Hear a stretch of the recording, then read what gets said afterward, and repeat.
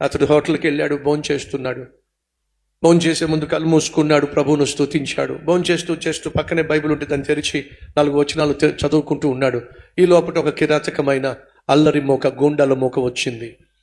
చక్కగా భోంచేస్తూ బైబిల్ చదువుకుంటున్న వాడిని చూసి ఇష్టం వచ్చినట్టుగా హేళన చేశారు. ఏంట్రా పెద్ద భక్తుడిలా కనిపిస్తున్నావే, మీ బైబిల్లో ఉన్న దేవుడు ఏం చేశాడు నీకు, అసలు ఏం చేయగలిగాడు, అసలు ఏం చేశాడు రా మీ యేసు అని చెప్పి ఒకడు కొట్టాడు. తింటున్న భోజనం లాగేసుకున్నారు, నవ్వారు, హేళన చేశారు, మనిషిని పైనుంచి కిందకి నూకేశారు. ఏం చేశాడు రా మీ యేసు, చచ్చిపోతూ తనే రక్షించుకోలేకపోతే ఇంక లోకాన్ని రక్షిస్తాడు రా మీ యేసు. నిస్సహాయుడిని చేసి అందరూ కలిసి 4 దెబ్బలు కొట్టేశారండి. దులుపుకుంటూ అట్లు సర్దుకుంటూ అక్కడి నుంచి వెళ్ళిపోయాడు. ఈ లోపల వాళ్ళకి కావాల్సిన ఫుడ్ ఆర్డర్ చేసుకున్నారు. తీరా చూస్తే జేబులు చూసుకుంటే గోండాలు కదా, రౌడీలు కదా, ఎవరి దగ్గర డబ్బులు లేవు. పీకల దాకా మెక్కేశారు. ఆ కౌంటర్ దగ్గరకు వచ్చి తినేసాం కానీ మీరు కట్టాల్సిన అవసరం లేదు. ఎందుకని?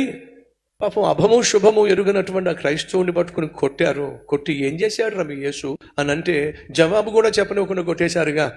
అతడు జవాబు ఇచ్చి వెళ్ళిపోయాడు. ఏమిటి జవాబు? నోరు మూసుకుని పోయాడుగా. నోరు మూసుకుని పోలా, మీరు కొట్టినా తిట్టినా సరే మీ కడుపు నింపాలని చెప్పి మీరు తిన్న దానంతటికీ కూడా వెళ్ళ చెల్లించి బిల్లు కట్టి వెళ్ళిపోయాడు.